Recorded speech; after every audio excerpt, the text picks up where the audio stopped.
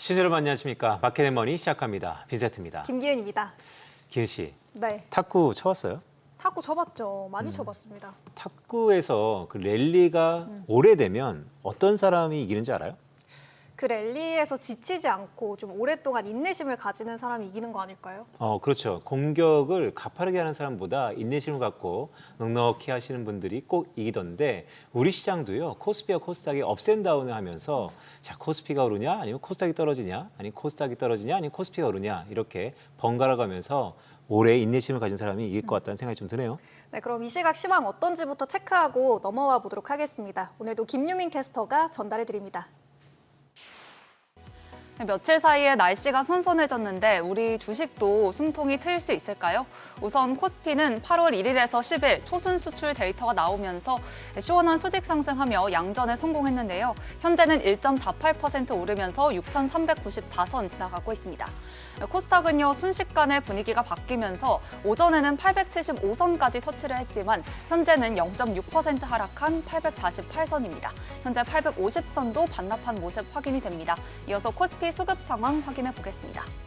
유가증권 시장에서 오늘 코스피 분위기를 반전시킨 건 외국인의 수급 유입이었습니다. 현재 외국인이 1,800억 원 넘게 물량을 담고 있고요. 기관도 동반해서 1,354억 원 순매수하고 있습니다. 어제 1조 원 넘게 순매수했던 개인이 현재는 3,066억 원 순매도하고 있습니다.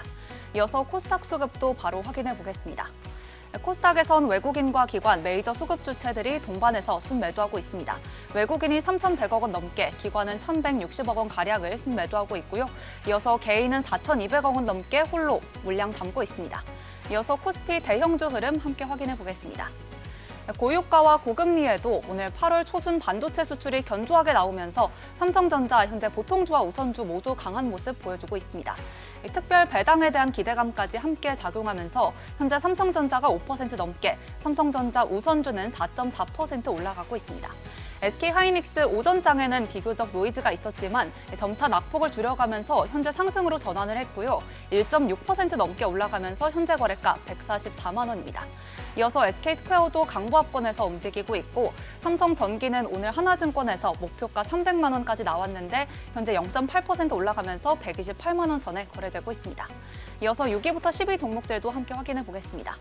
현재 삼성전자와 함께 삼성생명도 2%대 강세 보여주고 있고요. 또 반도체 쏠림이 해소되면서 삼성바이오로직스도 2.68% 올라가고 있습니다. 현재 거래가 161만 원이고요. 일부 금융주들 오늘 강세 보여주고 있지만 KB금융은 2.6% 하락하고 있습니다. 이외에는 LG에너지솔루션이 3%대 약세, 현대차는 0.7% 내려가면서 40만 원 선은 지켜내고 있습니다. 이어서 코스닥도 함께 보겠습니다. 1위부터 5위 종목들 보시면 어제는 대부분 상승불 켰는데 오늘은 정반대의 분위기가 연출되고 있습니다.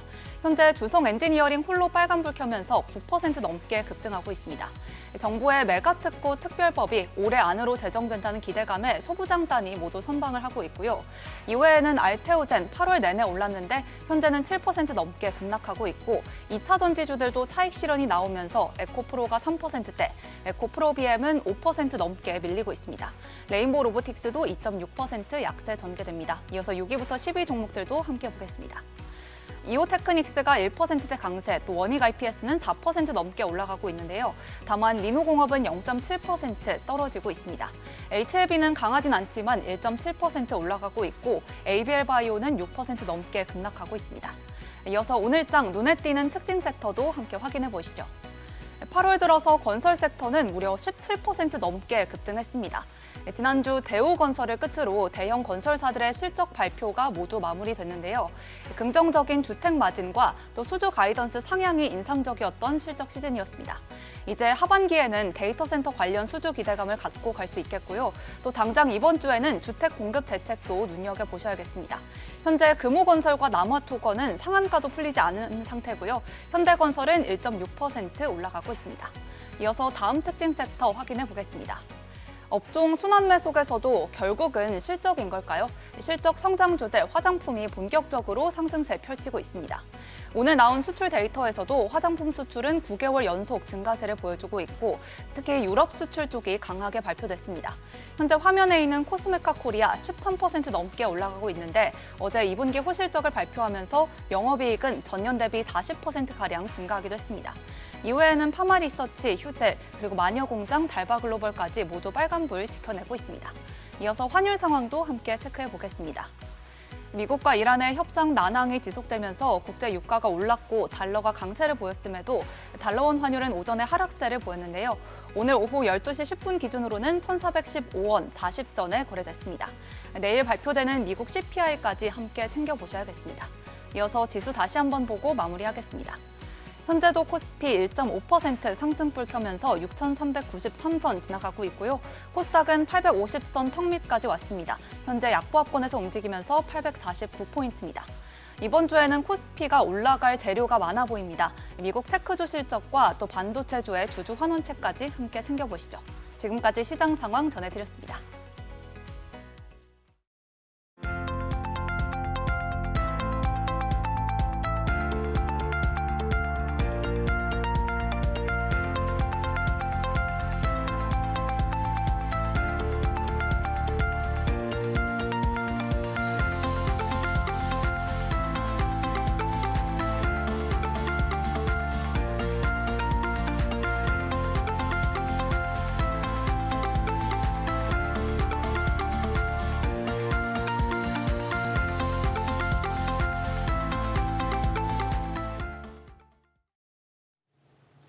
오늘 하락하던 코스피는 상승 전환하고 코스닥은 하락하면서 엇갈린 흐름을 보이고 있죠. 하지만 최근 시장 무게추가 코스피에서 코스닥으로 이동하는 듯한 모습도 보이고 있습니다.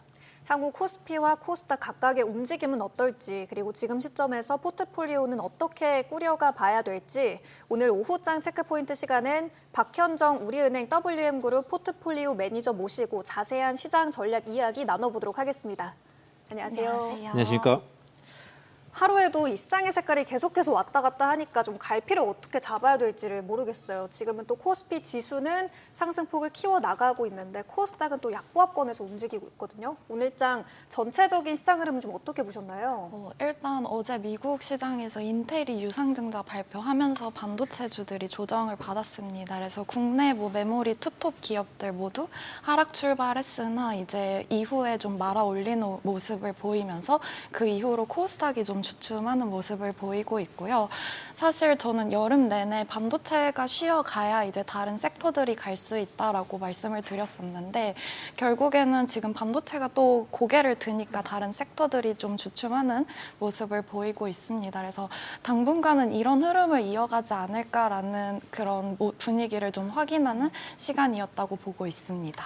네, 연구원 말씀 이렇게 들어보면 시장의 유동성이라는 게 더 이상 추가적으로 불입되는 게 아니고 그 안에서 오른쪽으로 왼쪽으로 이동한 듯한 모습인데 어쨌든 최근에 코스닥 지수가 한 30% 넘게 지수 자체가 올랐잖아요. 맞습니다. 이제는 코스닥을 계속해서 봐야 될까요? 개인적으로는 코스닥은 이제 박스권 상단 부분까지 오지 않았을까라는 생각이 들고요. 그래서 900포인트 넘어서 한 940에서 50 정도까지 올라오게 되면 점차적으로 비중을 줄여 나가는 게 맞지 않을까라고 보고 있습니다. 왜냐하면 이제 저희가 올해 상반기를 놓고 봤을 때 코스닥이 천이 깨졌을 때 이제 수급이 많이 들어오기도 했었고 그래서 그 구간에 매물대가 많이 쌓여 있다라고도 보고 있고요. 코스닥 자체가 좀 장기적으로 우상향을 하려면 결국에는 코스피랑 다르게 코스닥은 펀더멘털이 비교적 약한 종목들이 많이 있습니다. 그래서 소위 말하는 좀 이런 표현을 써도 될지 모르겠지만 잡주라는 표현들도 많이 쓰시는데 그런 종목들을 보유하신 분들도 많은데 그 종목들이 전고점을 넘어갈 때만큼의 수급이 받쳐줄까라고 봤을 때는 그렇지 않다라고 보고 있습니다. 흔히 우리가 이제 잡주 그러니까 사이즈 크기가 작아서 네. 잡기 편한 주식 네, 뭐 이렇게도 맞습니다. 얘기하던데 자 그렇다면 코스피 대형주를 봐야 되는 겁니까?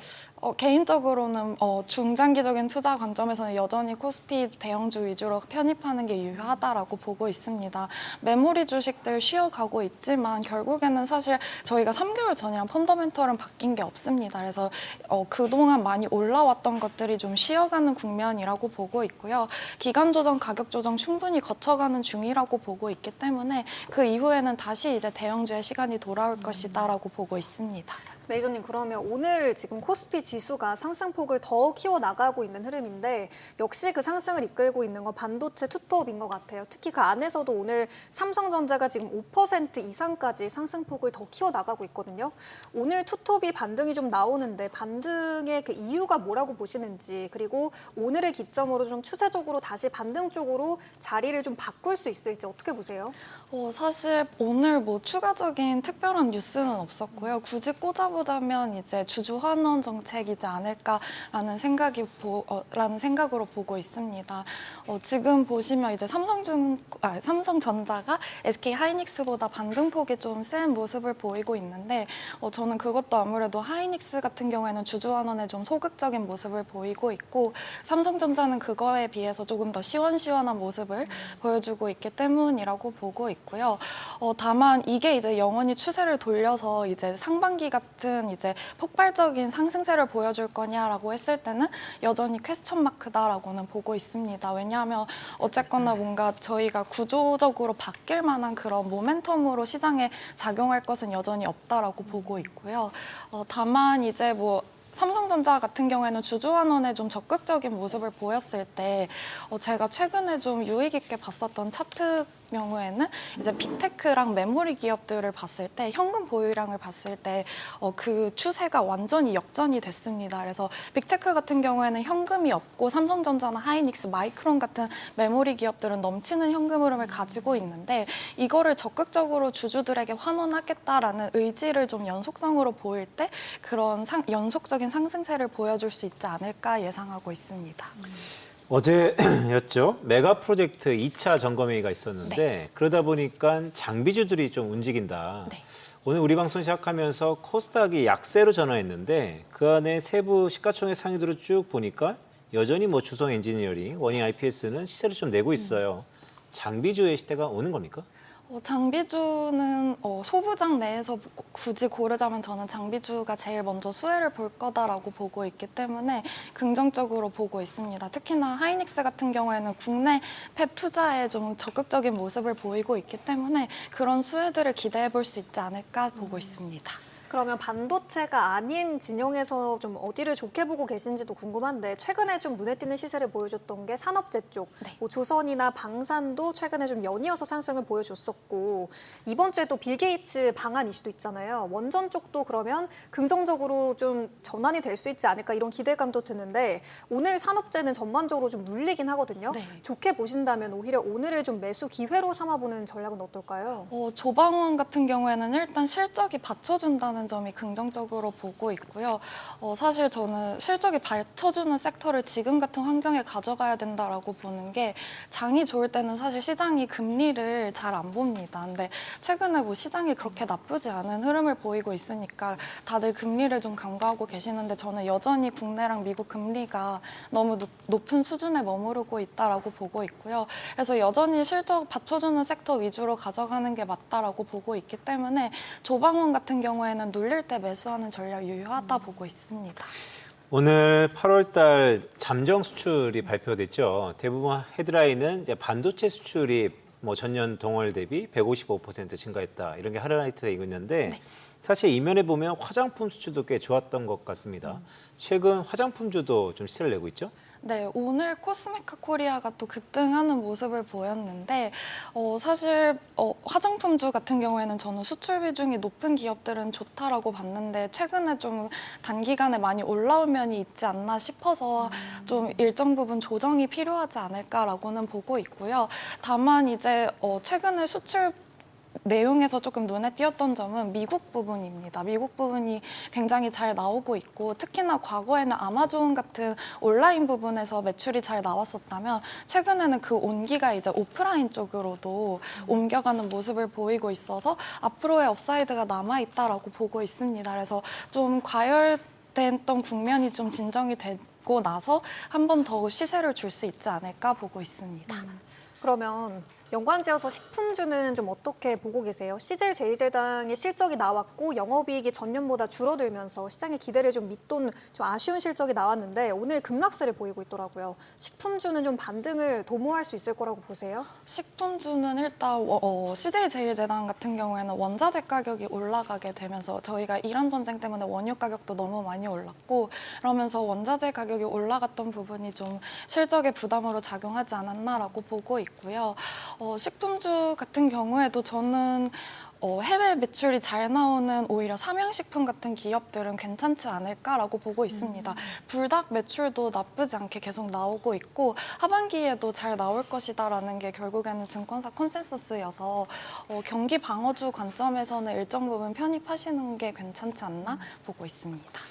그 피지컬 AI 관련돼서 로봇주 있지 않습니까? 네. 로봇 그러면 대장주가 현대차였는데 야, 시가총액이 이렇게 많이 떨어졌네요. 7위까지 떨어졌습니다. 그러니까 네. 기본적으로 대형주인 현대차는 잘 못 가는 가운데 부품주의 로봇주들은 좀 시세를 냈는데 네. 약간 양극화인가요? 어떻게 봐야 될까요? 일단 현대차는 저는 지금 주가가 그냥 자동차주로 평가를 받고 있는 구간이라고 보고 있습니다. 왜냐하면 이제 보스턴 다이나믹스나 이런 로봇 멀티플이 붙었을 때 주가보다는 많이 낮아진 상황이고 그렇기 때문에 좀 지금은 어떻게 보면 미래의 성장성을 놓고 봤을 때는 저렴한 구간이라고 보고 있고요. 그것보다 이제 아무래도 액추에이터 같은 기업들이 조금 더 빨리 이제 매출 가시화가 될 것이다라는 점에서 중소형주들이 먼저 움직이지 않았나라고는 보고 그 있습니다. 액추에이터가 네. 관절 같은 거죠? 맞습니다. 그게 그렇게 로봇. 비싸다면서요? 맞습니다. 그리고 이게 또 이제 국내 기업들이 또 정교한 그런 관절에 또 장점을 가지고 있다 보니까 그런 기업들이 좀 수혜를 보지 않았었나라고 보고 있는데요.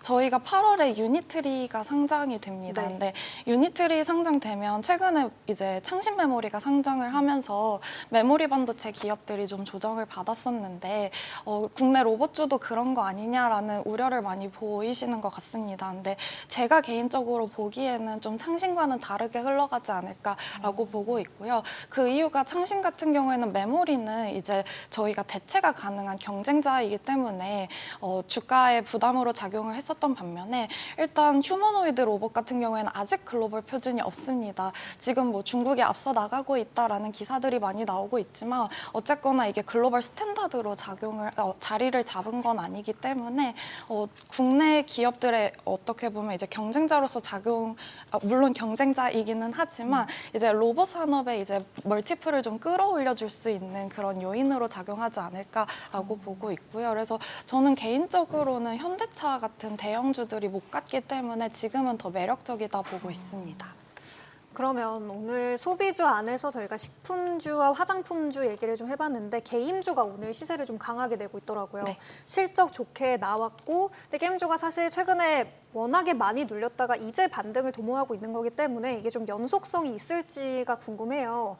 그냥 추세적으로 정말 상승으로 갈 수 있다고 보시는지 아니면 단기적으로 수급이 그냥 들어왔다라고 보시는지 어떻게 보세요? 개인적으로는 단기적인 수급이지 않았나라고 보고 있고요. 사실 게임주 같은 경우에는 뭔가 추가적인 그런 성장성을 보기에는 아직 가시화된 게 없다라고 보고 있어서 그간 많이 억눌렀던 거에 대한 지금 수급이 어쨌거나 분산이 되면서 순환매가 돌고 있기 때문에 순환매 관점에서 상승하지 않았나 보고 있습니다. 아무래도 코스닥 그러면 여전히 산업 분류별로 제약바이오 아닙니까? 네. 제약바이오가 이게 제가 보는 게 맞나요? 오전까지는 괜찮았는데 갑자기 알테오전을 위시해서 하락폭이 꽤 커졌네요. 네. 이러다 보니까 제약바이오 투자하시는 분들이 당체 변동성이 커서 투자하기 어렵다는 얘기도 있는 것 같고 제약바이오는 지금 시점에서 어떻게 봐야 될까요? 제약바이오는 사실 제가 개인적으로는 제일 선호하지 않는 섹터입니다. 왜냐하면 정말요? 네, 왜냐하면 이게 맞추기가 정말 너무 어렵고 특정 기업의 이제 소위 말하는 이제 빠꼬미 분들이라고 이제 기업을 정말 딥하게 아시는 분들이 이제 기나 긴 시간 동안 믿음을 가지고 투자를 해야 좀 그런 투자 성과를 잘 네. 나올 수 있는 섹터이기 때문에 그런데 좀 재미없는 말씀이지만 저는 여전히 제약바이오도 실적을 받쳐주는 기업들이어야 저희가 좀 빠질 때도 마음을 좀 놓고 그거를 기다릴 수가 있기 때문에 그렇게 말씀을 드리고요. 사실 제약바이오는 어제 많이 올랐습니다. 근데 블랙록에서 알테오젠 비중 늘렸다고 하면서 올랐는데 그러면서 제약바이오주들 전반적으로 올랐다가 이제 오늘 또 다 같이 빠지는 모습이거든요. 그래서 이게 참 왜 빠지고 왜 오르는지를 예측하기가 쉽지가 않은 것 같습니다. 그러면 오늘 사실 이 제약바이오 쪽 안에서 알테오젠은 뭐 최근에 워낙 7거래일 동안 연속적인 상승을 보였기 때문에 오늘 좀 차익 매물이 출회되고 있지만 네. 셀트리온 같은 경우에는 5% 가까이 또 급등세가 나오고 있거든요. 네. 그러면 제약바이오 쪽을 다 같이 안 좋게 보신다라기보다는 이 안에서 좀 실적이 뒷받침되고 굵직한 종목들은 긍정적으로 봐도 된다. 이렇게 좀 이해를 해봐도 될까요? 네. 사실 이제 제약바이오 자체를 안 좋게 본다기보다는 국내 코스닥 바이오 기업들은 어쨌거나 임상 결과라던가 기술 이전 같은 이벤트들 위주로 가기 때문에 그쪽 분야에 정확히 정말 잘 아는 전문가 분들이 이제 개별 종목 플레이를 하기에 유리한 섹터이기 때문에 저같이 이제 탑다운으로 보기에는 좀 어렵다라고 말씀을 드린 거고요. 여전히 이제 뭐 실적을 받쳐주는 셀트리온 같은 위탁 생산 기업들 좋게 보고 있고 알테오젠도 어쨌거나 이제 기술 플랫폼 기업으로서 계속해서 매출을 내고 있는 기업이기 때문에 저는 좋게 선호하고 있는 기업들입니다. 그러면 매니저님 이제 말씀을 쭉 들어보면 여전히 반도체 그리고 대형주 위주로 좀 포트를 꾸려봐야 되고 수남의 관점에서 단기적으로는 다른 쪽을 같이 봐도 된다 이런 말씀으로 들리는데 반도체 이외의 섹터들 중에서 개인적으로 선호하시는 섹터가 있는 거예요? 개인적으로는 실적 받쳐주는 조방원 제일 선호를 산업재 쪽. 네, 산업재 쪽을 네. 선호를 하고 있고요. 사실 이제 조방원이 최근에 좀 반등을 하는 모습을 보이긴 했지만 고점 대비로 봤을 때는 여전히 많이 빠져 있는 상황입니다. 그래서 뭐 하반기로 갈수록 좀 주가 회복하는 모습을 기대해 볼 수 있지 않을까라고 보고 있습니다. 데이터를 보니까 지난 7월 달에 2020년 7월은 코스피 지수가 역사에 남을 만큼 크게 하락했는데 반대로 미국으로 떠난 서학개미들이라고 하잖아요. 한 50억 달러 정도 되는 것 같더라고요. 네. 뭐 머니무브라는 게 동산에서 부동산, 부동산에 동산을 차치하더라도 국장에서 미장 떠나는 사람들이 많은 것 같은데 네. 어떨까요? 우리 장이 신뢰를 잃었다라는 컨센서스가 자리하는 것 같습니다. 사실 일단 환율적인 측면에서도 지금 미국 시장이 매력적이지 않나라고 보고 있습니다. 왜냐하면 달러원 환율이 많이 내려온 상황이고 그렇기 때문에 이제 지금 사실 저희가 그간 미국 시장이 부담스러웠던 요인 중에 하나도 달러가 너무 많이 올랐기 때문에 환전해서 투자하기가 좀 부담스럽다 이런 분들이 많았었는데 지금은 환적인 측면에서도 사실 매력적인 구간이지 않나라고 보고 있고요. 그리고 사실 메모리가 쉬어가기 때문에 국내 장이 쉬어가고 있는 상황이고 그렇기 때문에 이제 미국 시장의 매력도가 더 높아지는 상황이 아닌가라고 보고 있습니다. 국내 같은 경우에는 순환매 나온 지도 얼마 안 됐는데 미국 같은 경우에는 그전에도 계속해서 순환매가 나온 모습을 보였었고요. 그래서 미국 시장 같은 경우에는 사실 저는 하반기에 괜찮을 거라고 생각을 하는 게 최근에 고용 지표가 좀 안 좋게 나왔습니다. 그래서 원래 그전까지만 해도 9월에 인상에 대한 목소리가 많이 나왔었다가 지금 많이 낮아진 상황이고요. 그래서 하반기로 갈수록 오히려 이제 동결과 인하 쪽으로 목소리가 옮겨가지 않을까라고 보고 있습니다. 그래서 미국 시장도 여전히 긍정적으로 보고 있습니다. 말씀해주신 것처럼 사실 미증시에는 시장이 뭐 지수가 조금 출렁거리더라도 다른 섹터로 좀 순환매가 잘 나타나기도 했잖아요. 그래서 지금 시점에서 미증시 진입을 고민하시는 분들은 빅테크를 봐야 될지 아니면 최근에 좀 많이 빠진 메모리주를 봐야 될지 아니면 오히려 또 자금이 헬스케어 쪽으로 이동하는 것도 봤기 때문에 이쪽을 봐야 될지 고민이 되더라고요. 어느 쪽을 좀 더 좋게 보시나요? 일단 주가 매력적인 측면에서 네. 저는 반도체가 많이 빠졌기 때문에 매력적인 구간이라고 보고 있고요. 근데 다만 반도체가 다 움직인다라고 했을 때 저는 메모리만 갈까라고 봤을 때는 그렇지 않을 수 있다라고 보고 있습니다. 그래서 뭐 전력 반도체라던가 기타 그런 반도체 전반적으로 좀 온기가 퍼지지 않을까라고 보고 있습니다. 그러면 연구원님 마지막으로 8월 이제 전반적인 전략을 어떻게 세워봐야 될지 고민이 되는 시점이에요. 왜냐하면 8월 들어서 코스닥의 질주가 상당히 가파르게 나타났기 때문에 지금 내가 가지고 있는 반도체 대형주의 비중을 좀 줄이고 코스닥 쪽의 중소형주로 갈아타는 게 맞나 고민하시는 분들이 굉장히 많을 것 같거든요. 전체적인 전략을 요약해 주신다면 좀 어떻게 정리해 볼 수 있을까요? 일단 개인적으로는 이제 코스닥에 보유를 하고 있는 종목들은 이제 코스닥 지수가 900 넘어서면 이제 비중을 점차 줄여나가는 게 맞다라고 보고 있고요. 많은 분들께서 사실 본전 생각 때문에 올라와도 이제 매도를 못 하시는 경우가 많은데 저는 900 중반 포인트 오면 이제 정리를 하고 코스피 쪽으로 옮겨가는 게 맞다라고 보고 있습니다. 그리고 메모리 같은 경우에는 지금 사실 가격적으로 많이 매력적인 측면으로 내려왔기 때문에 달리는 말에 올라타는 게 아니라 지금 같은 구간에 다시 이제 비중을 채울 시기가 아닌가라고 보고 있습니다. 네, 그럼 저희 방송 중에 전해드린 내용과 관련해서 모든 투자 판단의 책임은 투자자분에게 있다는 점 알려드리면서요. 오후장 체크포인트 오늘은 여기서 마무리하도록 하겠습니다. 지금까지 박현정 우리은행 WM그룹 포트폴리오 매니저와 함께 이야기 나눠봤습니다. 오늘 말씀 고맙습니다. 고맙습니다. 감사합니다.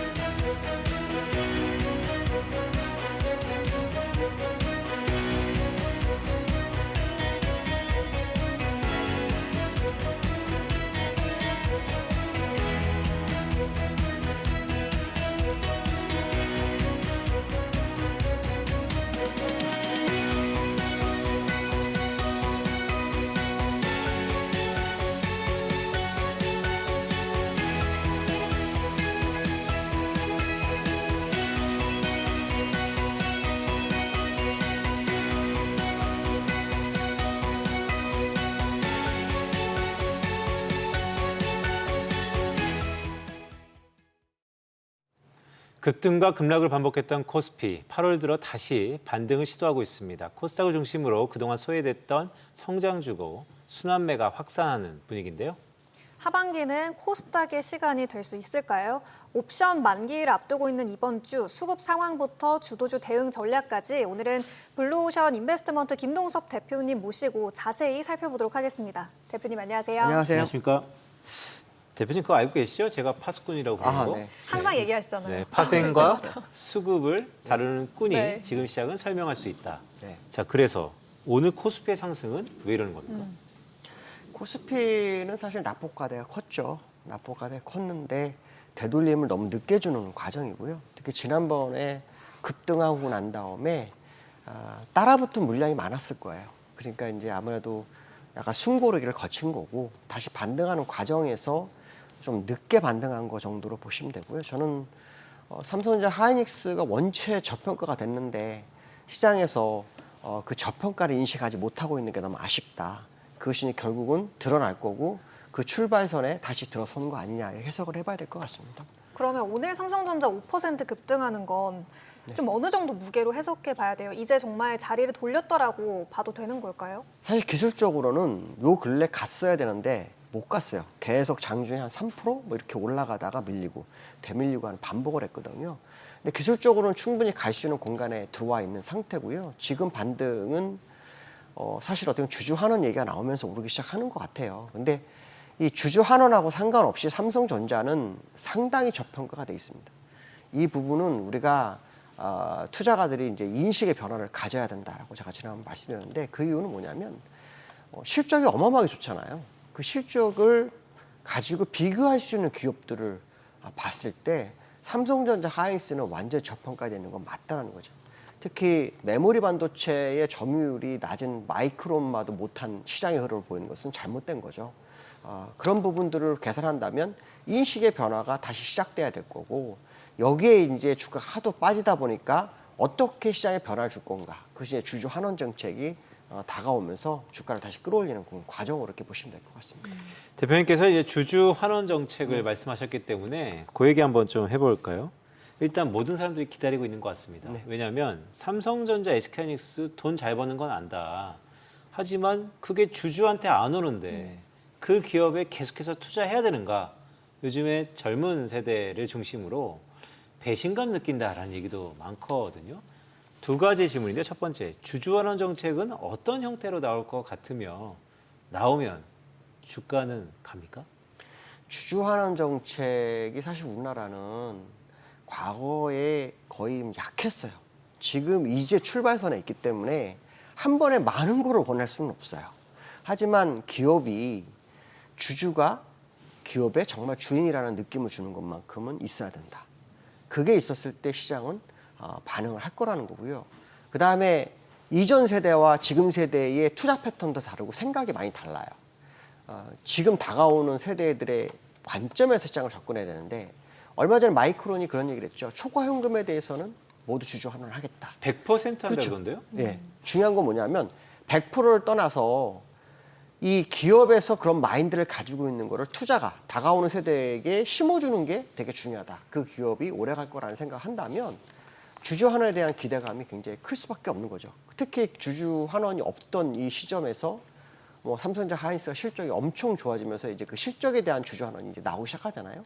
이제 출발점이기 때문에 앞으로 더 좋은 결과가 나오겠지만 중요한 건 뭐냐면 더 큰 기업이 되기 위해서는 아까 마이크론처럼 초과 현금에 대해서 아니면 기타 다른 방법을 통해서라도 기업의 주인은 오너라기보다는 주주가 더 크다라는 것을 알려주는 시그널을 좀 주면 그게 결국 뭐 시장의 캐파를 더 키울 수 있고 기업이 성장할 수 있는 기회가 아닐까 이런 해석도 해봅니다. 그러면 아까 제가 첫 번째 질문인데 뭐 나와봐야 알겠죠. 하지만 뭐 자사주 매입 얘기가 있던데 자사주 매입 왜냐하면 최근에 정기 배당 했지 않습니까? 네. 한 주당 375원.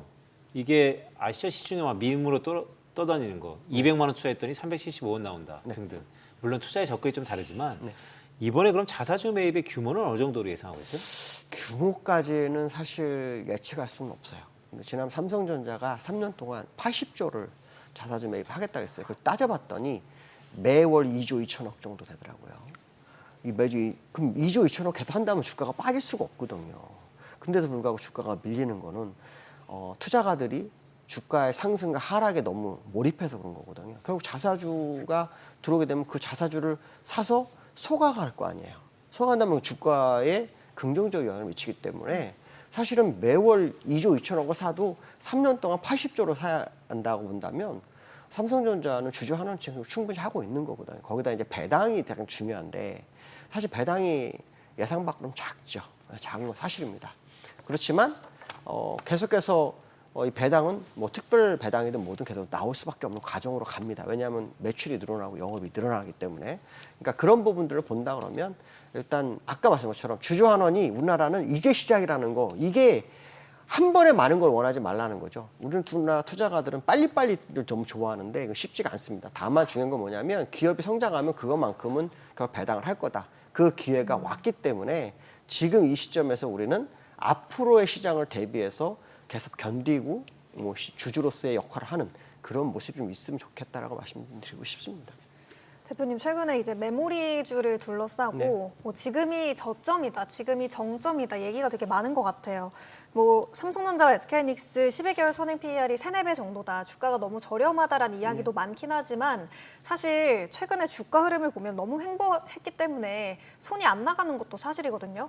지금 투자자분들이 뭘 더 반도체에서 체크해 봐야 된다라고 보시는지 어떻게 보세요? 저는 지금 계속 그 방송에서 공통점을 얘기하는 게 뭐냐면 지금 시장은 과도하다. 과도한 하락과 또 과한 상승. 근데 과한 상승은 아니에요. 많이 올라오긴 했지만 재평가되면서 오른 거기 때문에 그거는 과한 게 아니고 수십 년 동안 우리나라 기업은 평가를 못 받았어요. 그 평가가 되고 있는 과정이기 때문에 그건 아닌데 하락이 너무 과했다라는 거죠. 그거는 왜 그러냐면 아까도 말씀드린 투자가들의 인식의 변화가 정말 중요하거든요. 저는 왜 이 얘기를 하냐면 삼성전자 하이닉스가 아까 마이크론을 비교했지만 이 영업이익의 기준으로 봤을 때 너무 싸게 거래가 되고 있어요. 마이크론은 11배에 거래되고 있고 삼성전자는 5배 정도에 거래되고 있거든요. 그러면 거의 반이잖아요. 근데 실제로 메모리 반도체 점유율을 보면 몇 배 차이예요. 그럼 몇 배 차이에서도 그 정도 차이가 난다 그러면 이건 심각한 저평가로 판단을 해야 되거든요. 그렇기 때문에 지난번에도 잠깐 얘기했지만 이 주가의 변화에 너무 민감하게 반응하지 말고 약간 시간을 두고 봐줬으면 좋겠다. 저는 삼성전자 하이닉스 시장에서 나온 거 요즘 주가 빠지니까 갑자기 목표가가 굉장히 낮아졌는데 그것도 제가 잘못됐다고 보거든요. 그게 왜 갑자기 바뀝니까? 주가에 흔들려서 그런 게 아니라 이게 원래 본래 가치로 봐야 되거든요. 본래 가치로 본다면은 퍼 기준으로도 굉장히 낮은 거고 엄청 낮은 상태에 있어요. 그렇기 때문에 현재 삼성전자 하이닉스는 아까도 말씀드렸지만 다른 건 다 없습니다. 인식을 변화해서 내가 주주로서 그 기업을 얼마큼 사랑하느냐를 표현해 주는 게 더 중요하다.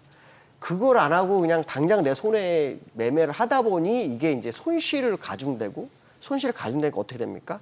못 들어가는 거예요. 무서워서. 그러니까 자꾸 새로운 이슈를 찾아요. 그 이슈가 주주 환원이 된 거예요. 근데 사실 주주 환원 상관없이도 현재 삼성전자는 그의 가치가 충분히 있다라는 것을 인정해줘야 된다는 거예요. 그 인정이 지금 시장에서 안 되고 있기 때문에 삼성전자가 막 하루에도 뭐 위에서 아래로 흔들리는 게 아래 위로 한 10%가 막 움직일 정도가 있거든요. 과거에 삼성전자 2%만 움직여도 어마어마하게 움직였다라는 표현을 썼는데 지금은 10%가 움직여도 그냥 그런가 보다 하는데 이건 아니거든요.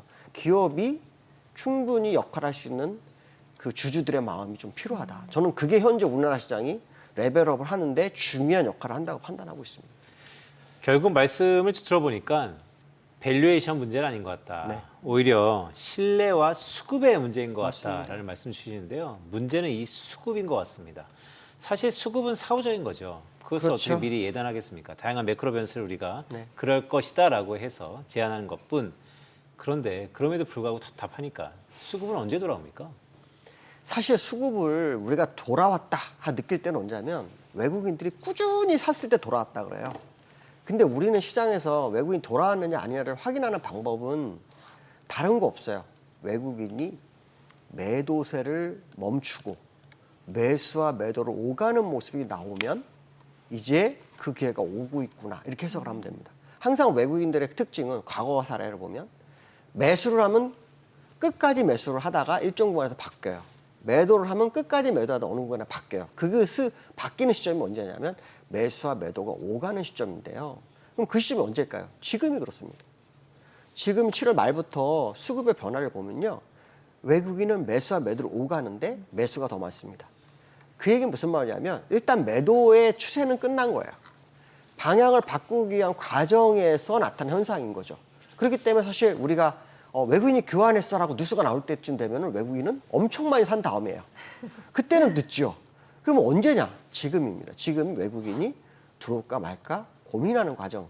그 자리에서 시장을 컨트롤하는 과정. 제가 지난번에 와서 그랬죠. 외국인이 간보기 매매를 하는 것 같다. 네. 그게 왜 그러냐면 자기들이 시장을 리딩할 수 있느냐 없느냐를 테스트하는 매매를 합니다.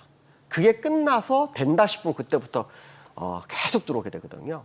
지금이 그 간보기가 진행되고 있는 과정이에요. 그래서 요 근래 보시면 어저께만 봐도 외국인이 선물 가지고 한 200억을 매도하면 주가가 훅 밀리고 200억을 사면 쭉 올라오고 이게 반복하는 모습이 있었거든요. 그건 뭐냐면 시장을 재고 있는 과정이에요. 내가 이제 시장을 진입해서 시장 운영해 갈 수 있을까? 그걸 지금 보는 과정이거든요. 그렇기 때문에 외국인이 언제 들어올까가 아니라 사실은 지금 들어와 있고 그 타이밍을 찾고 있는 과정 정도로 보신다면 7월의 급락은 이후 변화가 왔다는 것은 8월에 아니면 9월 초에 외국인들은 매수세로 완전히 전환할 확률을 열어두고 봐야 되지 않겠냐 이런 해석을 해봐야 될 것 같습니다. 그래요. 말씀을 좀 들어보니까 일방향적으로 수급이 네. 이어지다가 중간에 이제 분수령 때는 사고 팔구가 교차된다. 네. 그런데 다시 살려면 사고 파는 와중에 수요가 좀 더 매수세가 좀 더 커질 것이다. 네. 근데 그게 지금이다. 이런 네, 말씀 드렸잖아요.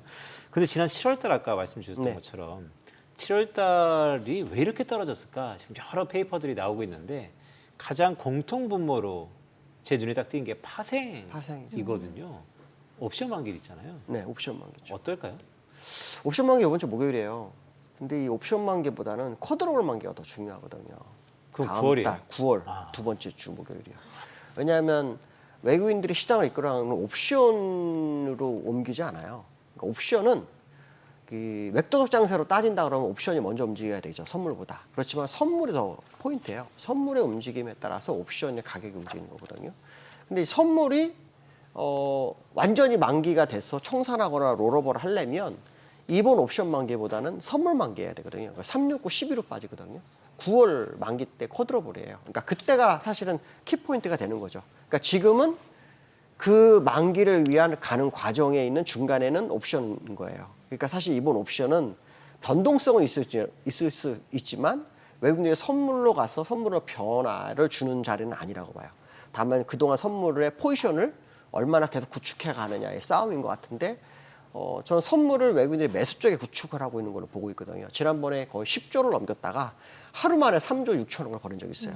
근데 그것도 아주 머리를 써서 벌이더라고요. 장중에는 한 1조 6천억을 벌이더니 3시 45분 뒤에 2조가 나타나더라고요. 3조 6천억이 그때서야 드러나는데 그러니까 장 초반에 본 사람들은 그걸 못 봤죠. 나중에 3조 6천억. 근데 지금은 다시 그 매도 물량을 서서히 3, 4일 동안 걷어들이고 있어요.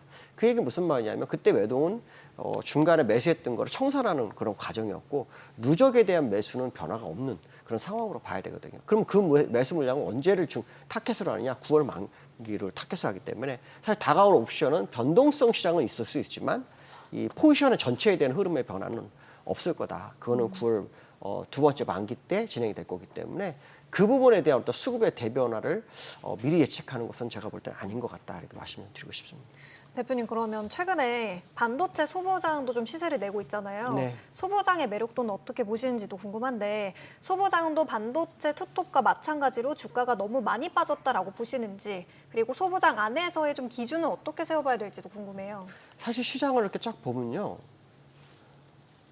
투톱도 많이 빠졌지만 네. 소부장도 너무 많이 맞아요. 빠져서 이게 깜짝 놀랄 만큼 빠졌어요. 그래서 이 투자가들이 주식시장을 열 때마다 많이 불안불안할 것 같아요. 왜냐하면 뭐 계좌가 거의 뭐 깡통에 가까운 사람들이 많아졌으니까. 근데 이제 그 기업들이 주가가 오르니까 또 그 소부장에 관심을 갖는데 사실은 투톱이 가지 않으면 소부장만 가지는 않아요. 대신에 투톱이 가면 소부장은 변동폭이 커져요. 그러니까 지금처럼 삼성전자 하이닉스가 움직인다? 그러면 뭐 주성엔진이라든가 뭐 원익 이런 것들은 그거만큼 이상을 더 뛰는 거죠. 그럴 때 변동성을 따라가는 건데 문제는 뭐냐면 이 소부장이 이 종목에 가려면 이 삼성전자 하이닉스가 추세를 잡아줘야 돼요. 근데 지금 추세는 못 잡았잖아요. 그러니까 어떻게 보면 소부장의 반등은 믿을 수 없다. 오히려 이 삼성 하이닉스가 추세를 완전히 좀 줄 때 그 후 1달락 시간이 지나면 소부장의 추세가 나는 거죠. 그러니까 어떻게 보면 길목치기를 하겠다 그러면은 삼성전자 하이닉스 뛸 때 그 안 뛰는 종목을 사는 방법밖에 없는데 투자가들은 뛰는 종목을 사지 안 뛰는 종목은 또 안 가죠. 이게 또 문제인 거예요. 근데 이제 길목치기 매매를 원하시는 분들은 삼성전자가 오늘 5% 올라간 것이 일시적이냐 아니냐를 따져보셔야 되는데 저는 이게 추세의 시작이라고 판단하기 때문에 소부장 같은 데에 길목치기를 해서 그 기회를 보는 것도 나쁘지 않겠다. 이 정도로 보시는 게 좋겠지. 어느 분야를 완전히 이렇게 구분하기에는 지금 사실 삼성전자 하이닉스가 방향을 완전히 주지 않았다라는 거. 네. 이게 상당히 중요할 것 같습니다. 소부장 말씀을 쭉 주시니까 우리가 소부장 그러면 물론 거래소 코스피에도 있지만 코스닥에 대부분 네, 있죠. 있잖아요. 오늘은 또 공교롭게 코스피와 코스닥의 향방이 좀 엇갈리고 있는데 지난 한 열흘 어간에 코스닥 30% 이상 상승했거든요. 바야흐로 코스닥의 시대가 온 겁니까? 코스닥이 시대가 왔다란 말은 솔직히 잘 말 못 드리겠습니다. 이유는 코스닥은 외부 변수에 굉장히 좀 민감했어요. 이번에 삼성 하이닉스 단연의 종목 ETF 때문에 코스닥이 완전히 붕괴가 되다시피 했죠. 근데 ETF가 딱 증거금이 늘어나면서 규제가 들어가면서 바로 코스닥이 살아났어요. 그러면 코스닥은 그때 하락한 이후로 좀 올라온 거기 때문에 이거는 어떻게 보면 되돌림의 일부라고 봐야지 추세의 변화라고 보기는 어려워요. 특히 오늘 보시면 아침에도 코스닥이 가는데 갑자기 코스피가 올라오니까 코스닥은 바로 꼬꾸라져요. 그건 뭐냐면 역시 주도주의 관심이 굉장히 많은 거예요, 시장은요. 그러니까 코스닥이 완전히 방향을 갖기 위해서는 코스닥만의 변화가 확실히 들어와야 돼요. 근데 지금은 그런 상황은 아니고 레버리지가 갔던 돈이 돌아가면서 나타나는 현상 정도가 맞는 거고요. 아직 시장의 방향성은 완전히 정해지지가 않은 거예요. 다만 저점 대비로 많이 올랐기 때문에 투자가들이 이제 따라붙을 수 있는데 그렇게 많이 오르면 항상 보면 한 15%에서 20% 이상을 되돌리는 경향이 생겨요. 그때를 타켓으로 하는 게 오히려 더 유리하다. 지금은 따라붙는 것은 사실 저점 대비로 보면 되게 기회라고 생각할 수 있겠지만 막상 들어가면은 안 갑니다. 오늘 같은 날이 딱 그날인 거거든요. 그래서 이 부분에 대해서만큼은 조금 시간을 두고 지금 지켜보셔라. 그러나 분명한 것은 뭐냐면 결국 코스닥도 코스피가 안정을 취하면 따라갈 건 맞을 거라고 봐요. 지난번과는 다른 흐름이 있을 거라고 판단하는데 그 시점은 약간 시간이 필요하다 이렇게 말씀 좀 드리고 싶습니다. 코스닥 쪽에 대해서 대표님은 조금은 신중한 의견을 주셨는데 그러면 바이오 쪽 안에서 제약바이오 종목들 안에서 코스닥에 상장된 종목들보다는 좀 굵직한 코스피에 상장된 종목을 위주로 보는 게 더 유효하다고 보세요? 또 그 바이오는 좀 달라요? 솔직히 말하면 알 수 없어요. 뭐 앞에서 어떤 분이 뭐 빠끔히 얘기하는데 그거 맞습니다. 정말 아는 사람 아니면 정말 어려워요. 그런 바이오주에서 변동성을 주는 종목은 코스피보다 코스닥에 있죠. 코스닥에서 할 수 있는 방법은 실적을 확인을 좀 해주는 게 좋겠어요. 실적 없는 게 너무 많죠. 기술에 대한 가능성 이거를 계속 필두로 해서 매매하는 종목이 많기 때문에 그냥 실적이 좀 안정권에 있는 종목을 좀 보면 좋고요. 두 번째 우리가 볼 수 있는 게 뭐냐면 리스크 차원에서 예를 들어서 뭐 임상 같은 거 어떤 식으로 진행되는 이게 사실 우리가 구분을 다 못 하잖아요. 이거를 그나마 구분하는 곳이 뭐냐면 블랙록 같은 데가 투자하는 기업들을 찾으면 좋아요. 네. 뭐 어저께 뭐 알테오젠 뭐 이런 종목도 있었잖아요. 예. 그런 기업들이 투자한 기업들은 가능성이 있는 거죠. 그런 가능성 있는 기업들을 선별해서 들어가는 게 아마 낫다. 물론 뭐 우리가 모르는 정보를 가지고 정말 좋은 기술을 가지고 올라오는 기업도 있겠지만 사실 우리가 투자하시는 방법은 보여지는 거 안에서 찾아야 되잖아요. 그냥 미래만 보고 접근했다가 잘못하면은 계좌가 많이 무너질 수 있기 때문에 이 부분은 조심해야 된다. 그러나 바이오가 만약에 지금 코스닥이 올라오는 게 제가 보는 거와 다른 식으로 정말 계속 가는 과정이라면 바이오주는 분명히 올라올 수 있다라는 거죠. 왜냐하면 많은 종목이 바이오주에 코스닥에 있기 때문에 그렇기 때문에 바이오주에 관심을 갖는 거는 나쁘지 않을 것 같다는 얘기를 해드리고 싶습니다. 다만 옥석 가리기는 충분히 해야 되는데 그 방법은 아까 말씀드렸어요. 그 두 가지 정도는 생각을 해야 되겠다. 말씀드리고 그러니까 말씀을 쭉 들어보니까 사실 기준금리가 유지되면서 어제만 하더라도 유지고 또 오늘은 또 다시 인상에 대한 우려가 또 높아지고 그러다 보니까 금리에 민감한 제약바이오주가 막 움직였는데 그런 거라고 좀 무차별한 거 있지 않습니까? 최근에 급락장 속에서 화장품주 좀 괜찮았고 지난번에 네. 좋았죠. 네. 어떻게 방어적인 주식으로 좀 이렇게 번들되는 것 같은데 어떻게 보세요? 이게 시장이 어떤 이슈가 없거나 시장이 무너질 때는 방어적인 태세를 취하게 돼 있어요.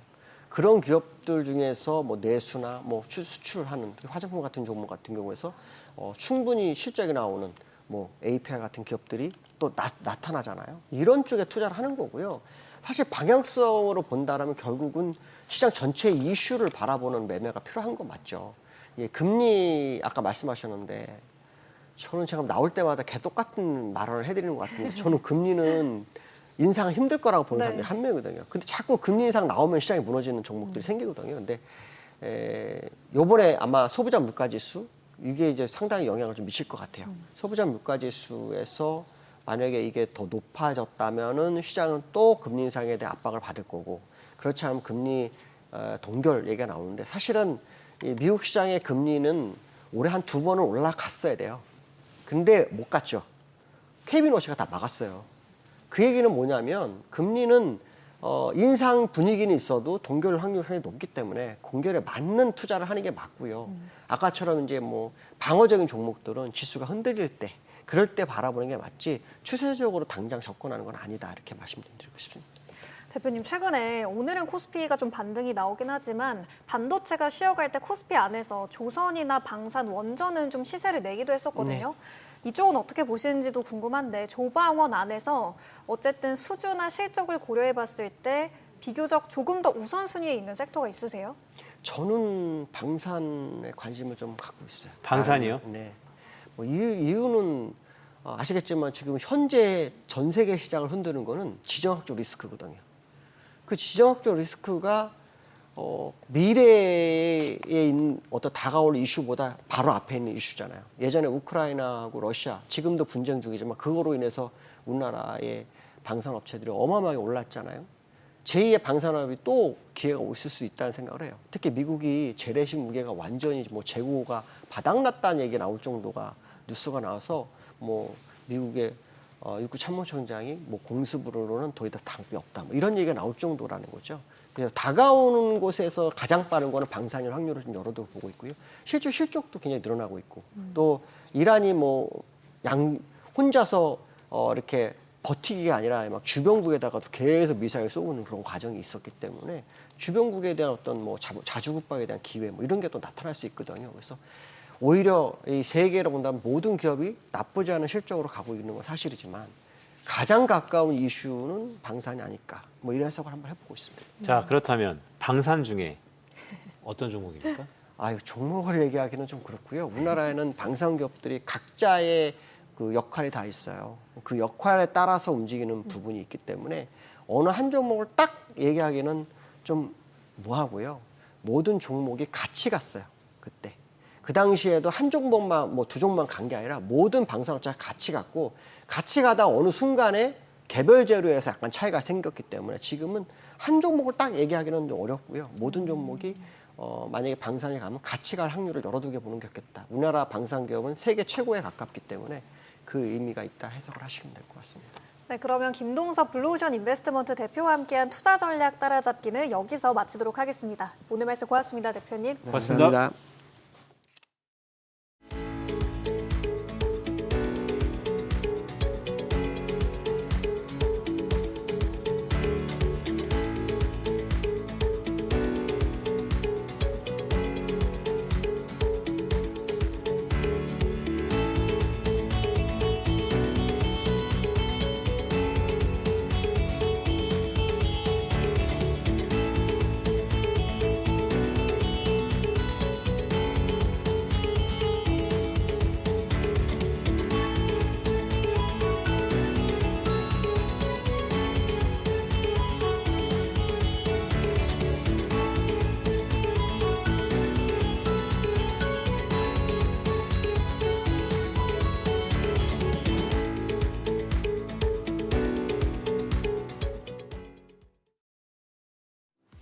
네, 오늘은 또 어제와는 상반된 시장의 색깔이 연출되고 있습니다. 오늘은 평소와는 좀 다르게 코스피 지수가 더 선방하는 흐름을 보여주고 있는데요.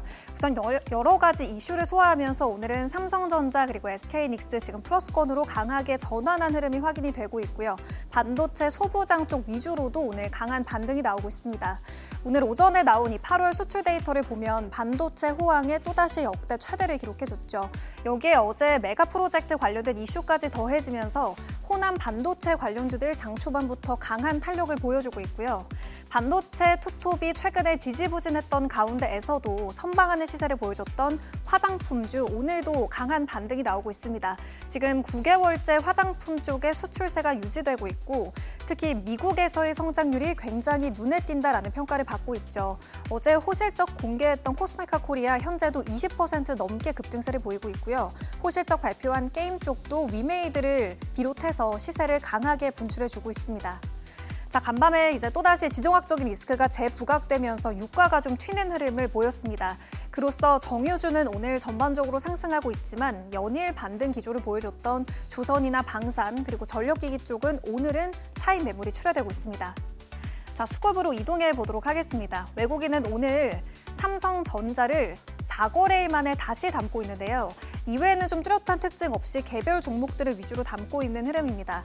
좀 눈에 띄는 건 현대해상이나 한화생명 같은 이 보험주들 쪽에 강하게 집중하고 있는데요. 현대해상은 최근 8거래일 연속으로 외국인이 매수에 나섰고요. 한화생명도 연속적으로 외인이 수급이 들어오고 있기도 합니다. 자, 그리고 셀트리온이 오늘장에서 5% 가까이 급등하는 이례적인 시세를 또 보여주고 있는데요. 외국인이 6거래일 연속으로 모아가고 있는 종목이고요. 셀트리온 같은 경우에는 최근에 기관까지도 꾸준하게 집중하는 흐름 확인해 보실 수 있습니다. 자, 외국인에 이어서 기관은 어디에 집중하고 있을까요?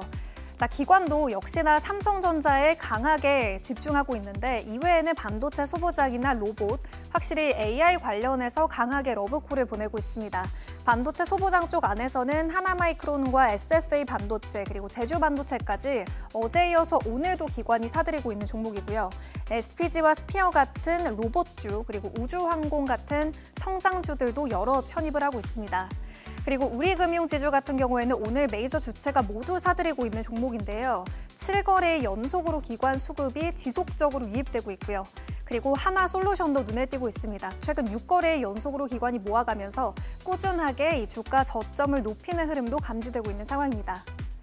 자, 오늘 반도체 소부장 쪽에 이 탄력이 확실히 짙게 나타났죠. 어제 발표됐던 메가 프로젝트 2차 점검회의, 여기에서 눈에 띄었던 반도체 소부장 관련한 내용들을 중요하게 확인해 볼 필요가 있을 것 같은데요.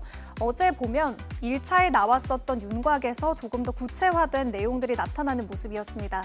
특히 충청권이나 영남권 투자 관련해서 각각의 투자 규모 그리고 참여 기업까지도 좀 구체적으로 확인을 해볼 수가 있었고요. 정리를 해보면 올해 착공에 들어가거나 증설과 관련해서도 이 차곡차곡 진행되겠다라는 내용으로 요약해 볼 수 있습니다. 특히 반도체 펀드 관련해서도 업데이트가 되면서 지금 소부장 쪽에 기대를 강하게 모아가고 있는데요. 유망 소부장 기업들과 팹리스, 그러니까 이 자체적으로 국산 반도체와 관련된 기대감을 반영하는 기업들 위주로 적극적으로 투자하겠다라는 내용을 확인해 볼 수 있습니다. 5조 원 규모로 제시가 되면서 소부장 종목들에 대해서 기대감도 커지고 있는 상황이고요. 추가적으로 봤을 때는 이 호남권의 용수 부족 이야기가 계속해서 나오고 있는데 여기에 대해서도 1조 원 플러스 알파로 이 정부 지원이 들어가겠다라는 내용들도 단독 보도로 이후로 전해지고 있는 상황입니다. 그리고 이에 대해서 DS투자증권에서는 AI 데이터 센터는 24시간 내내 중단 없이 운영이 돼야 하기 때문에 그래서 전력과 에너지 조달이 가장 중요할 거고 여기에 덧붙여서 태양광이나 전력 전선 그리고 ESS 수요를 기대할 수 있다. 다만 실제로 수주가 정말 연결되는 곳에 대한 체크는 필요하다라는 전략적인 차원에서 이야기도 덧붙이고 있는 상황입니다. 자, 오늘 굵직한 종목들에 대해서 좀 유의미한 리포트가 많이 나와서요. 이 부분 정리해 볼 텐데요. 최근 테크주들에 대해서 엇갈린 전망이 이 증권가 쪽에서 계속해서 들려오고 있습니다. 삼성전자는 오늘도 미래에셋 쪽과 키움 쪽에서의 목표가 변동이 상당히 엇갈린 흐름이었는데요. 미래에셋증권에서는 삼성전자와 SK하이닉스, 지금이 저점 비중 확대 기회다라고 보고 있습니다. 고점 대비 크게 하락했지만 산업에 대한 전망이나 환경에는 유의미한 변화가 없다라면서 여전히 매수 의견을 유지하고 있고요. 목표가도 그대로 설정을 하고 있습니다. 반면에 키움증권에서는 투톱의 목표가를 모두 오늘 하향 조정했는데요. 피크아웃에 대한 얘기를 하고 있습니다. 우선 애플과 같은 이 스마트폰 업체들이 메모리 구매에 보수적인 태도를 취하고 있고 그리고 노트북과 PC용 메모리 수요가 연초에 예상했던 것보다 부진할 거다. 덧붙여서 이 중국과의 점유율 경쟁 심화도 부담이 될 수 있다라면서 업황 자체에 대해서 좀 회의적인 시각을 보내고 있는 키움증권이었습니다. 그리고 삼성전기는 오늘 하나증권에서 긍정적인 리포트가 나왔는데요. 목표가 300만 원을 재확인한 리포트였습니다. 지금 주가가 120만 원대 정도니까 지금 주가와 비교를 했을 때는 130% 정도의 높은 상승 여력을 제시하고 있는 상황이고요. 핵심 포인트는 수익성 개선, 그러니까 이익이 크게 증가할 거다 이거였습니다. 수요는 쏟아지는데 생산 능력 확대가 제한적이기 때문에 고객사의 수급 불안이 가격 인상 그리고 고부가 제품 비중 확대로 이어질 거다라는 전망을 하나증권 쪽에서 내고 있는 상황이고요. 마지막으로 이 조선과 방산도 간략하게 볼 텐데 어제 AI 데이터 센터용 엔진 수주 이슈가 나왔던 HD현대중공업, 삼성증권에서는 AI 시대의 새로운 이 성장 축을 발견했다라고 평가하면서 목표가를 80만 원 초반대로 그대로 유지하고 있는 모습이고요. 현대로템, 방산도 최근에 반등 시세가 탄탄하게 나오기도 했었죠. 현대로템은 단기적으로 봤을 때 주요 방산 계약 수주의 이 시점, 시기에 따른 실적 변동이 있을 수 있다라는 전망이 나오고 있습니다. 이렇게 해서 오늘 나온 리포트까지 점검해봤습니다. 지금까지 오후장 브리핑 시간이었습니다.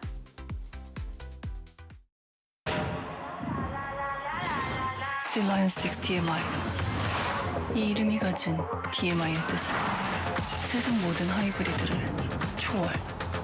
Lion 6 DMI. 모든 엘리베이터와 굿바이.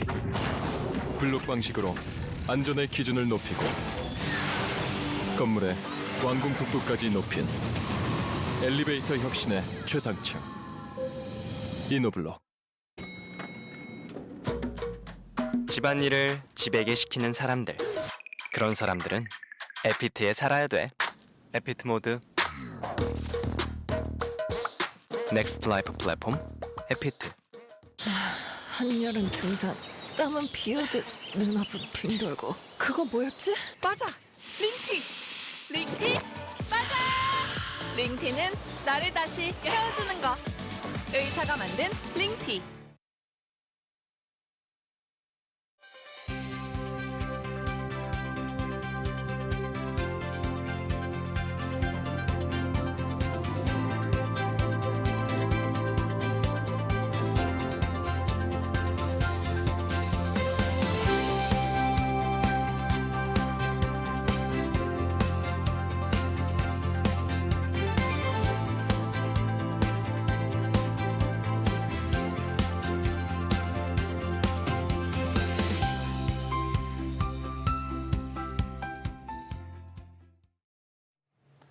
요즘 코스닥 상승에 관심이 쏠리고 있습니다. 오늘은 잠시 숨고르기에 들어갔지만 이번 달만 매수 사이드카가 3번 발동했고 전 세계 주요 지수 가운데 상승률 1위를 차지했는데요. 8월 증시의 주도권이 코스닥으로 넘어간 걸까요? 하지만 반도체주 조정에 미국 고용 쇼크 그리고 금리와 환율에 대한 변수까지 시장의 흐름을 흔들 수 있는 요인들도 적지 않은 상황입니다. 최근 코스닥의 흐름이 8월 증시의 주도권 변화로 이어질 수 있을지 오늘 셀럽의 한수 장재철 피나클 경제연구소 대표와 함께 짚어보도록 하겠습니다. 대표님 안녕하세요. 안녕하세요. 우선 저희가 지금 오프닝에 얘기를 해봤던 것처럼 코스닥의 최근 상승을 어떻게 보시는지 궁금해요. 오늘은 좀 엇갈린 양상이 나오고 있긴 하지만 이번 달 들어서만 코스닥 쪽에서 매수 사이드카가 3번이나 발동이 됐잖아요. 코스닥의 상승을 좀 어느 정도의 무게로 해석하고 계세요? 예, 그동안 상대적으로 상당히 부진했었죠, 코스닥이. 코스피가 사실은 지난 한 주 동안 보면은 일평균 약 5%씩 왔다 갔다 할 때 코스닥은 상대적으로 이전과 다르게 좀 상승세를 보였잖아요. 그래서 어떻게 보면 반도체주의 부진에 따른 코스피의 그 주춤함을 이제는 코스닥이 좀 받아가는 게 아니냐. 그래서 보면 기관의 투자가 상당히 강건하게 유지됐던 부분들이 있습니다.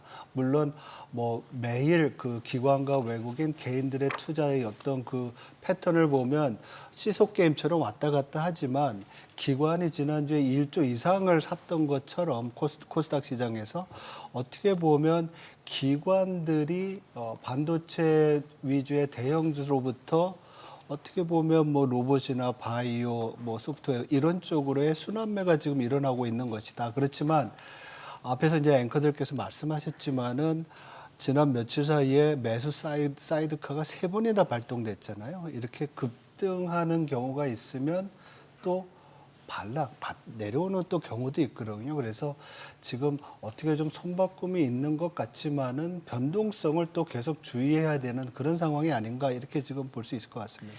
네, 저희 방송에서 이번 주 들어서 이 블룸버그의 한 칼럼에 대해서 저희가 집중 조명하고 있는데 사실 투자 부적격, 채권으로 따지면 정크고 우리 경제 CEO로 따지면 레몬이라는 건데 이만큼 우리 시장의 투자기가 녹록치가 않다. 좀 더 근본적으로 봤을 때 이게 변동성 때문입니까?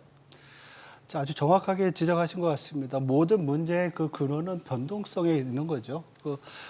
우리 주식 시장이 그렇게 변동성이 크지 않았고 지금 블룸버그가 지적했던 것은 마치 중국 시장과 같이 변동성이 컸다라고 얘기했는데 최근에 보면 우리 오랫동안의 블룸버그 기사에 따르면 5% 이상 시장이 움직였던 게 33일이었는데 중국 시장은 거의 없어요.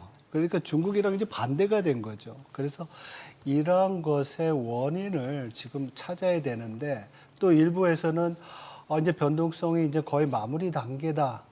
왜냐하면 그동안의 레버리지들이 청산이 되면서 좀 이제부터는 좀 반등할 수 있는 기회가 있지 않느냐 이런 기사도 있고 지금 블룸버그 기사처럼 변동성 자체가 한국 시장에 있어서의 가장 큰 리스크다. 특히 외국인들의 투자는 그냥 초과 수익 이게 아니라 다른 시장 대비 초과 수익이 아니라 다른 시장 대비 변동성을 감안했을 때 수익이 얼만큼이냐. 좀 그래서 위험 조정 수익률이라는 게 있는데 우리가 이렇게 변동성이 크면 그게 낮으니까 외국인들이 팔고 나갈 수밖에 없는 거죠. 그래서 이런 문제를 지적을 했는데 좀 우리가 좀 어떻게 보면 좀 아픈 부분은 뭐냐면 이 원인이 정책에 의해서 좀 발생된 거 아니냐. 단일 종목 레버리지가 들어오면서 자산운용사들이 그 리밸런싱 때문에 거래량을 늘리면서 변동성이 커진 부분도 있고 그리고 두 번째로가 국민연금 얘기를 안 할 수가 없는데요. 국민연금이 국내 주식 비중을 잘 컨트롤해야 되는데 그 한도를 계속 높이면서 주가가 올라갈 때 계속 비중을 높여왔던 것이 어떻게 보면 이런 조정이 있을 때 그거를 막아주지 못하는 그래서 변동성을 키우는 부분이었다. 그래서 이제 레버리지가 그 규제 들어온 다음에 많이 줄어가지고 이제 괜찮다라는 평가도 있지만은 사실은 이 변동성을 가져왔던 정책의 어떤 문제 시장의 어떤 신뢰의 문제, 이건 아직까지 진행되고 있는 거라고 볼 수가 있는 거죠. 그래서 이게 두 가지가 다른 게 아니라 우리가 같이 봐야 되는 그런 문제라고 볼 수가 있을 것 같습니다. 그러니까요. 박사님께서 기억해 보면 저희 코너에 정기적으로 나오시면서 이 단위 종목 레버리지에 대해서 상당히 경각심을 보여야 된다라는 말씀 주셨는데 국민연금도 그렇고 이 레버리지 정부 정책도 그렇고 글쎄요, 좀 쓴소리 한다면 이제 역할의 부재인데요. 지금 어쨌든 마련책이 나왔지 않습니까? 이건 만족하십니까? 일단은 규제 거래량을 줄여야 되는 부분이 있으니까 고육지특이라고 할 수는 있지만은 문제는 이 상품 자체가 그 한도를 1,000만 원에서 3,000만 원으로 올리고 이렇게 했지만은 이 상품 자체가 우리 전체 시장에서 차지하는 비중이 아직까지 상당하다는 부분에서 사실 최근에 레버리지나 이런 부분이 없어지지 않고 계속 또 진행이 되고 있잖아요. 그래서 이런 부분들은 계속 진행이 되고 있는 문제라고 보고 있고요. 더 중요한 것은 국민연금입니다. 제가 볼 때는 국민연금은 사실 국내 시장의 주식 비중을 굉장히 강하게 규제를 하면서 가야 되는 겁니다. 왜냐하면 우리 자산 규모가 점점 커지기 때문에 일정 부분을 유지한다고 해도 전체 우리 시장에서 차지하는 그 규모는 커질 수밖에 없거든요. 근데 지금 우리 연금이 언제 고갈될지는 모르지만 어느 시점이 지나고 난 다음에는 자산을 매각해야 되는 시점이 오면 그때부터는 국민연금이 시장에서의 주요한 플레이어가 계속된다고 하면 우리 시장에는 상당히 부담이 될 수 있는 부분이기 때문에 지금부터 국민연금의 국내 주식시장의 역할에 대한 거는 굉장히 철저하게 우리가 분석하고 준비해야 된다. 이렇게 저는 생각을 하고 있습니다. 최근에 이 삼성전자와 SK하이닉스를 둘러싸고 주주환원 정책이 굉장히 뜨거운 관심을 모으고 있는 것 같아요. 어제 KB증권 쪽에서는 삼성전자에 대해서 주주환원 이 규모를 100조 원에서 200조 원까지도 전망하기도 했잖아요. 지금 이 투자자들이 기대하는 눈높이 그 이상이 나오려면 어느 정도의 주주환원 규모가 나와야 된다고 보시는지, 그리고 어느 속도로 나와야 된다고 보시는지도 궁금해요.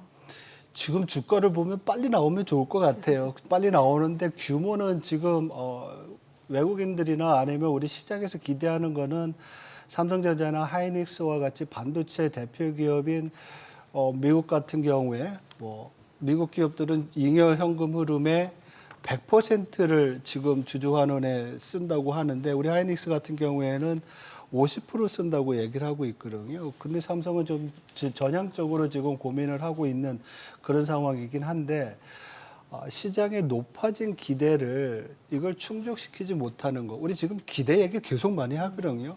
실적이 좋아도 시장의 기대에 못 미치면 주가는 빠집니다. 그리고 이러한 어떤 배당이나 주주 환원에 대한 어떤 기대도 글로벌 스탠다드나 아니면 미국의 경쟁사와 비교했을 때 부족하다 그러면 외국인들이 관심을 좀 줄일 수밖에 없는 상황이기 때문에 이 부분에 대해서도 결국은 사실 우리 정부 새로 들어오면서 얘기했던 것이 우리 글로벌 스탠다드에 맞는 그런 주식시장을 만들고 주주 환원을 높여준다는 게 아니에요. 그리고 그것이 코리아 디스카운트를 없애는 하나의 방법이라고 하면 이 부분에 대해서도 상당히 우리가 주의를 기울여야 되는 그런 상황이라고 볼 수 있습니다. 그러니까요. 모든 건 다 타이밍인 것 같습니다. 생각해보면 장고 속에 악수 둔다고 이렇게 시간을 끄다 보면 컨센서스가 또 자리 잡잖아요. 그래서 말씀하셨던 것처럼 정말 타이밍의 싸움이다라는 생각이 좀 드는데 메모리 가격 얘기 좀 더 심도 있게 해볼까요? 엔비디아가 메모리 효율화를 높이면서 SK 최태원 회장의 얘기도 다시 한번 주마등처럼 이렇게 흘러가는데 어떻게 보세요? SK하이닉스의 실적과 다이렉트리 직접적으로 연결되어 있는 것 같습니다. 엔비디아인 최대 고객사가 효율화된다는 것이 SK하이닉스가 메모리 가격에 영향을 미칠 수 있다. 실적에 대한 우려가 있다. 이렇게 연결시켜지는 것 같은데 어떻게 보세요?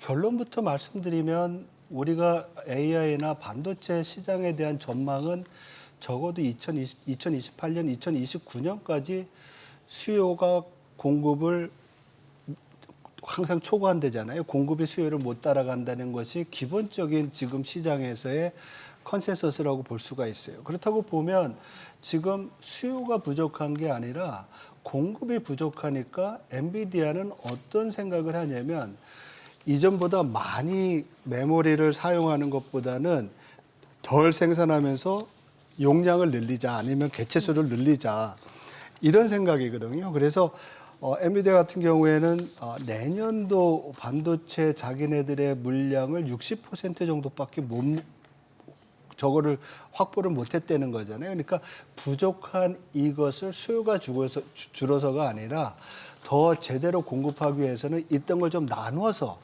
기존에 있었던 거 100 들어가면 50개씩 나눠서 여러 개를 만들자.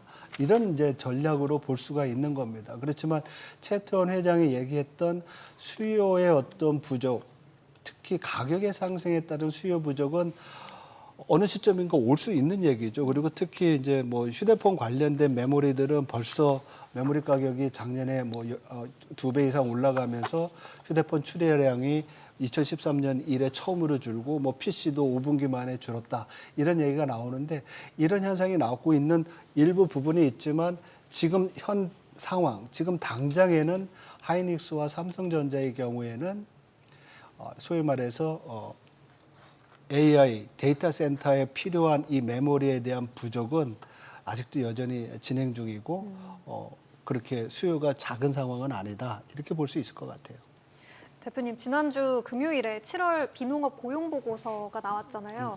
예상을 대폭 하회하는 이 고용 쇼크로 발표가 됐고 그러면서 이제 연준의 9월 FOMC에서의 금리 인상 가능성은 많이 낮아졌는데 또 간밤에는 유가가 또 다시 튀면서 좀 인상 가능성이 좀 소폭 다시 올라오기도 했더라고요. 그러면 결국 이제 내일 발표될 CPI 그리고 그 다음날 발표되는 PPI가 더 중요한 걸까 이런 생각도 드는데 좀 전망은 어떻게 하고 계세요?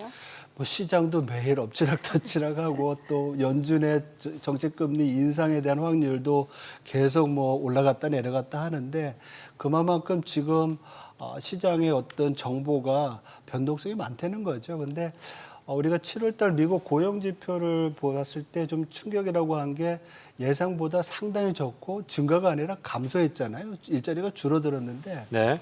더 중요한 거는 그 이전 5월, 6월 달에 일자리 수도 합쳐서 한 10만 개 줄었다는 겁니다. 그래서 일부에서는 미국이 고용이 이렇게 줄게 되면 경기 침체에 빠지는 거 아니냐라는 걱정을 할 수 있는데 7월 달 지표는 약간 계절성이 있어서 지난 3년 동안 좀 안 좋게 나왔었어요. 그래서 우리가 실업률을 보면 실업률은 아직까지 4.1%를 유지하고 있습니다. 근데 종합해서 보면 고용 지표는 나빠진 것 같지만은 점점 굉장히 과열된 데서 정상화되고 있다라고 생각을 하면 지금 앵커께서 말씀하신 대로 연준의 그 초점은 고용에서 물가로 넘어갈 가능성이 크고 지금 시장에서는 헤드라인 미국 소비자 물가의 전체 물가는 전월 대비 0.1 그리고 코어 근원 물가는 전월 대비 0.2 정도 상승할 거로 보고 있어요. 그래서 만약에 기준을 세운다고 하면 소비자 물가가 전월 대비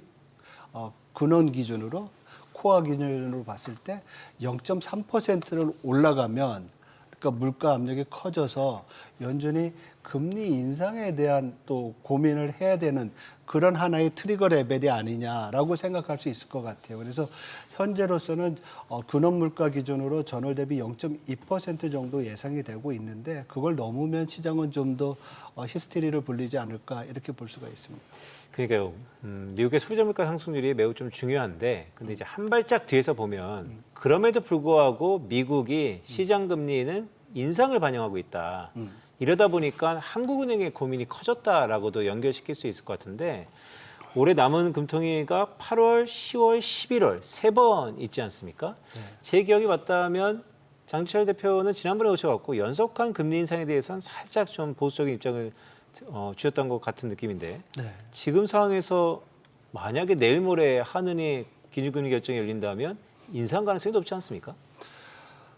잘 기억해 주셨는데요. 지금 그때보다 상황은 더 금리를 동결할 가능성이 높지 않나 이렇게 봅니다. 왜냐하면 달러 원 환율이 지금 1,400원대 초반으로 내려왔고 그리고 연준의 금리 인상 가능성이 그나마 좀 낮아진 거 고용지표 다음에 낮아진 부분이 있어서 소위 말해서 백투백 그래서 연달아서 옮길 수 있는 가능성은 좀 낮아진 상황이라고 볼 수 있어서 제 전망에 좀 더 가까운 상황이라고 볼 수 있지만 많은 이코노미스트들이 이 백투백 연달은 금리 인상을 예상했던 것은 지금 우리 경기가 굉장히 좋잖아요. 성장률이 올해 3%대 후반을 예상하고 있고 수출도 잘 되고 있고 더군다나 제일 큰 문제가 이제 부동산 가격이 높아지고 이러니까 이런 부분들이 이제 연이은 금리 인상의 조건이 되고 있지만은 이번에는 아마도 그 좀 매파적 동결을 하지 않을까, 동결을 하고 소수 의견이 좀 나오는 상황, 이런 상황이 되고 올린다고 하면 10월 달이나 4분기 때 올리는 것이 맞지 않나 이렇게 봅니다. 환율에 대한 말씀을 주셨는데 최근에 엔화는 계속해서 좀 약세를 이어가고 있잖아요. 미국과 일본이 공동 개입에 나섰는데도 불구하고 엔화가 좀처럼 잡히지 않다 보니까 추가 개입에 대한 가능성이 거론이 되고 있어요. 추가 개입이 나온다면 국내 금융시장이나 원화의 흐름에는 좀 어떤 영향을 주게 되는 걸까요? 아무래도 추가 개입을 통해서 엔화가 강세가 되면 달러는 상대적으로 약세가 될 수 있겠죠. 그러면 다른 조건이 일정할 때 달러가 좀 약세가 되면 원화가 또 강세를 보일 가능성은 있습니다. 그렇지만 그 이전에 이 추가적인 개입이 얼마나 가능하냐 이걸 좀 체크해 봐야 될 것 같아요. 근데 우리가 그 시장에 개입하려면 소위 총알이 필요하거든요. 자금이 필요합니다. 외환보유고에서 얼마큼을 쓸 건지. 근데 지금 일본 중앙은행이 올해 약 한 외환시장 개입으로 잡아둔 돈이 30조에서 35조라고 이제 말씀을 드렸었는데 벌써 25조를 썼어요. 그리고 외환시장에 개입하려면 보통 단기 국채나 아니면 현금 등을 쓰는데 달러를 쓰는데 이걸 거의 다 썼다는 거예요. 그래서 추가 개입을 한다고 하면 일본 중앙은행이 가지고 있는 미국 장기 국채를 팔아야 되는데 이거는 미국 눈치를 좀 봐야 되는 거예요. 그래서 지난번에 어떤 미국과 공조를 했던 게 뭐냐면 재무성에 있는 외국환 안정기금 약 한 350억 달러 되는데 거기 유로가 있었어요. 유로를 팔고 엔화를 사면서 엔화 강세를 했는데 이 재무부의 그 안정기금은 남은 게 지금 뭐 150, 130억밖에 안 된대요. 그러니까 미국도 더 빌려줄 돈이 없는 거예요. 그래서 이러한 좀 어떻게 보면 시장 개입에 대한 재원이 충분하지 않다는 점이 지금 추가적인 개입을 좀 제약하는 그런 요인이 아닌가 이렇게 보고 있습니다. 그러니까요. 복귀해 보면 미국과 일본의 외환시장 공조는 참 이례적이고 오랜만인데 그것의 근간에는 미국채 장기 금리에 대한 상승에 대한 우려가 있다라는 게 복선에 깔려 있지 않습니까? 그러니까 결국 이제 인플레이션 시대라는데 그래서 그런지 최근에 금 가격이 다시 한번 들썩이고 있습니다. 금이요 한동안 좀 부진하더니 다시 한번 고개를 드는 이유가 뭡니까? 금이 사실 지금과 같이 변동성이 크고 지정학적 리스크가 크면 제일 안전 자산이죠. 그러니까 지난해 전 세계 중앙은행이 금을 약 한 865톤인가를 샀대요. 그리고 올해도 그 정도를 이제 사야 되는. 그래서 중앙은행들의 그 금에 대한 수요는 사실 2022년 러시아 우크라이나 전쟁이 시작되면서 미국이 러시아에 대한 경제 제재를 하면서 소위 말해서 러시아가 가지고 있는 달러 자산을 동결했잖아요. 이때부터 이제 시작이 된 건데 앞으로도 이런 수요는 계속 있을 거라고 지금 생각이 듭니다. 그래서 지금 전 세계 외환 보유액 자산 중에서 금이 차지하는 비중이 약 한 뭐 35% 되고요. 최근 자료에 따르면 미 국채보다 더 많이 가지고 있다고 합니다. 이제 금을. 그래서 뭐 이제 충분히 가지고 있다라고 생각도 할 수 있지만은 글로벌 정치, 경제, 외교 환경이 지금 과거와 다른 쪽으로 흘러간다는 면에서 본다고 하면 금에 대한 수요는 계속 있지 않을까. 그래서 지금 온스당 4,400달러 정도 되는데 많은 아이비들이 올해 연말이나 내년도에 5,000달러 이상 또 뭐 JP모간 같은 경우에 6,000달러까지도 전망을 하고 있습니다. 대표님 그러면 이번 주에 이제 CPI도 나오고 뭐 금리나 환율 그리고 이 중동발 지정학적인 리스크도 여전히 불확실성으로 남아있는 상황인데 이번 주 전략 어떻게 가져가면 좋을지 정리해 주시면 좋을 것 같아요. 일단은 우리가 지표를 좀 봐야 될 것 같아요. 소비자 물가 어떻게 나오는지에 따라서 미국 금리가 바뀌고 금리가 바뀌면 성장주에 대해서 굉장히 나쁜 영향을 줄 수가 있으니까 그런 부분도 있고요. 그다음에 계속 이제 2분기 실적 나오는데 실적들이 잘 나오는지도 좀 봐야 될 것 같습니다. 그리고 반도체가 낙폭이 굉장히 컸잖아요. 그래서 좀 사신다고 그러면 나눠서 좀 사야 될 필요가 있고 지금 순환매가 진행 중이니까 반도체 이외 부분에서도 실적 개선이 예상되는 부분에 대해서 뭐 피지컬 AI든지 아니면 뭐라 그럴까요? 전력 인프라 이런 쪽에 대한 매수도 좀 괜찮지 않을까 이렇게 생각해 봅니다. 네, 그럼 저희 방송 중에 전해드린 내용과 관련해서 모든 투자 판단의 책임은 투자자분에게 있다는 점 알려드리면서요. 지금까지 장재철 피나클 경제연구소 대표와 함께 이야기 나눠봤습니다. 오늘 말씀 고맙습니다. 고맙습니다. 자, 오늘은 미국장을 보니까 좀 불안하게 시작했는데요. 아직 정규장이 한 90분 정도 남았지만 양시장이 상승하고 있습니다. 이대로 쭉 오후까지 갔으면 하는 바람이 있고요. 마켓앤머니 8월 10일의 화요일 방송은 여기서 마치도록 하겠습니다. 내일도 오후 1시에 다시 찾아뵙도록 하겠습니다. 함께해 주신 여러분 고맙습니다. 고맙습니다.